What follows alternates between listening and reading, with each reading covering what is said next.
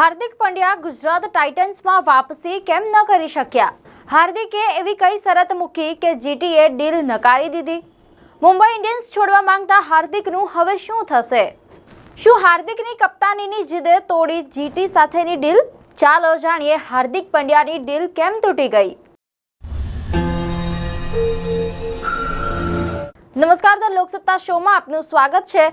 હું છું આપની સાથે શ્વેતા. મુંબઈના પણ ન રહ્યા અને ગુજરાતના પણ નહીં. આઈપીએલ 2027 પહેલા હાર્દિક પંડ્યાના ભવિષ્યને લઈને ક્રિકેટ જગતમાં મોટો સવાલ ઊભો થયો છે. એક તરફ એવી ચર્ચા છે કે હાર્દિક પંડ્યા મુંબઈ ઇન્ડિયન્સ સાથે આગળ વધવા માંગતા નથી. બીજી તરફ હાર્દિક પોતાની જૂની ટીમ ગુજરાત ટાઇટન્સમાં પરત ફરવા માટે રસ ધરાવતા હોવાનું સામે આવ્યું. ગુજરાત પણ તેમને પાછા લાવવા માટે તૈયાર હતું. તો પછી એવું શું થયું કે એક સમયે લગભગ શક્ય લાગતી આ ડીલ અચાનક અટકી ગઈ? કહેવાય છે કે આ આખી ડીલમાં એક જ શરત સૌથી મોટી અડચણ બની અને એ હતી કપ્તાનીની શરત. હાર્દિક જો ગુજરાતમાં પરત આવે તો શું તેઓ ફરીથી ટીમના કેપ્ટન બનવા માંગતા હતા? અને જો હાર્દિક કેપ્ટન બને તો હાલના કેપ્ટન શુભમન ગિલનું શું? આ મામલો એ માત્ર એક ખેલાડીના ટ્રેન્ડનો નથી. આ મામલો છે કપ્તાની, પ્રતિષ્ઠા અને આઈપીએલની સૌથી મોટી ફ્રેન્ચાઇઝી સ્ટોરીમાંથી એકનો. ચાલો શરૂઆતથી સમજીએ કે આખરે હાર્દિક પંડ્યાની આ ડીલ ક્યાં અટકી. દર્શક મિત્રો, હાર્દિક પંડ્યાની ગુજરાત ટાઇટન્સ સાથેની કહાની આજથી શરૂ થતી નથી. આ કહાનીની શરૂઆત આઈપીએલ 2022થી થાય છે. ગુજરાત ટાઇટન્સ પહેલીવાર આઈપીએલમાં ઉતરી હતી.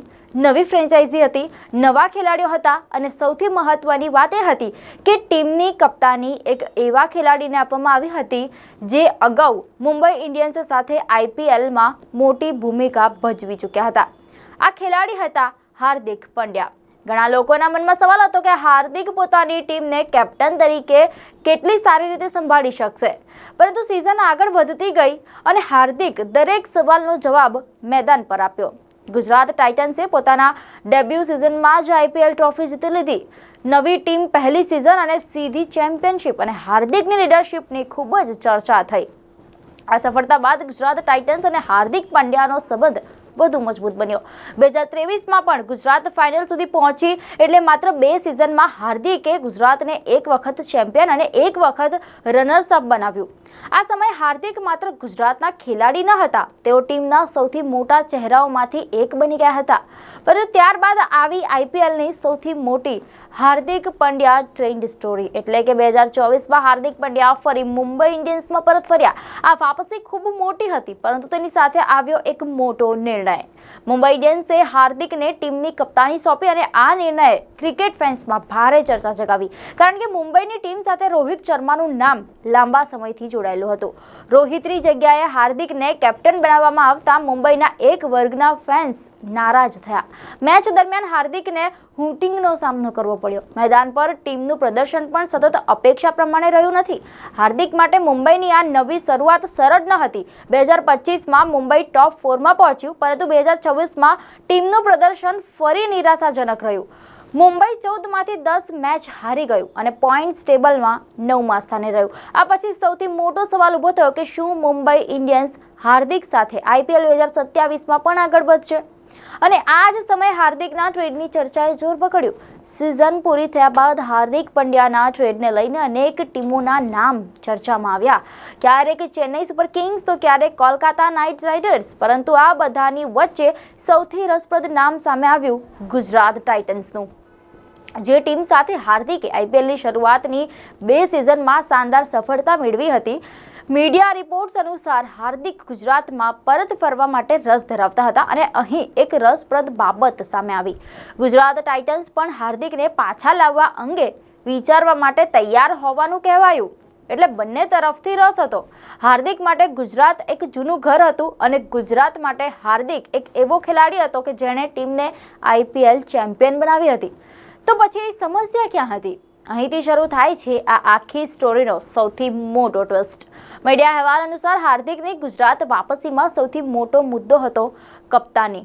હાર્દિક જો ગુજરાતમાં પરત આવે તો કપ્તાનીની ભૂમિકા પણ ઈચ્છતા હોવાનું કહેવાય છે, પરંતુ ગુજરાત ટાઇટન્સ પાસે પહેલેથી જ એક કેપ્ટન છે અને તેનું નામ છે શુભમન ગિલ.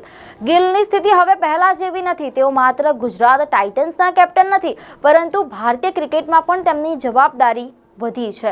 તેઓ ટેસ્ટ અને ઓડીઆઈ ફોર્મેટમાં ભારતીય ટીમનું નેતૃત્વ કરી રહ્યા છે. એટલે ગુજરાત માટે ગિલને હટાવીને ફરી હાર્દિકને કેપ્ટન બનાવવાનો નિર્ણય સરળ ન હતો.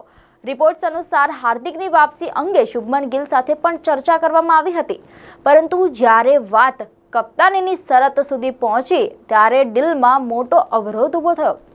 એક તરફ હાર્દિક, બીજી તરફ ગિલ અને વચ્ચે ગુજરાત ટાઇટન્સ મેનેજમેન્ટ. અંતે કપ્તાનીની બાબતે સહમતિ ન બની શકતા ડીલ આગળ વધી શકી નહીં. એટલે કે હાર્દિક માટે સૌથી મોટી સમસ્યા ટ્રેડ નહોતી. સમસ્યા હતી કે જો તેઓ ગુજરાતમાં આવે તો ટીમનું નેતૃત્વ કોણ કરશે. અહીં એક સવાલ ખૂબ મહત્વનો બની જાય છે. હાર્દિક માટે કપ્તાની શા માટે એટલી મહત્વની બની શકે?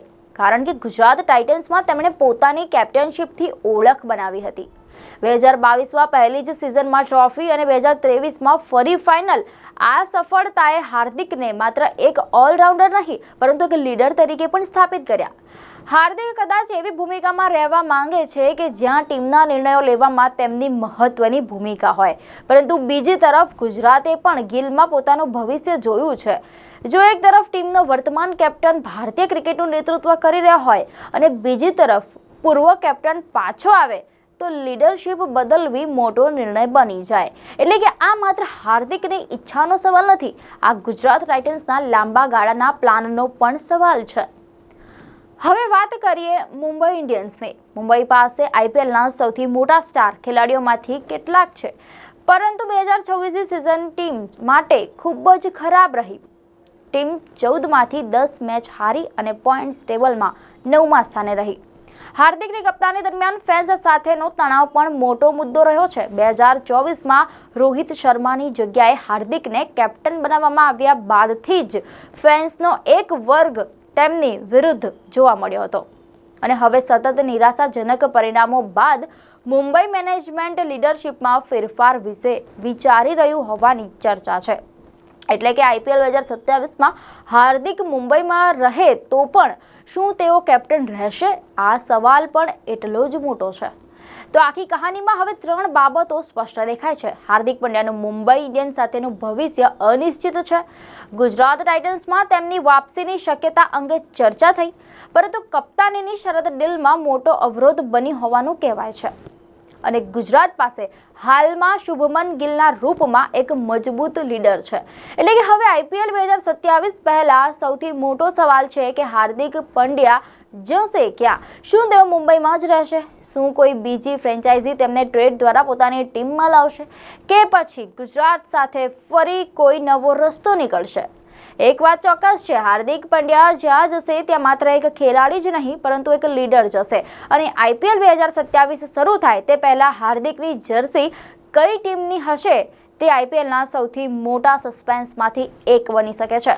દર્શક મિત્રો, આપને માહિતી સારી લાગી હોય તો વિડીયોને લાઇક અને શેર કરજો, ચેનલને સબસ્ક્રાઇબ કરજો.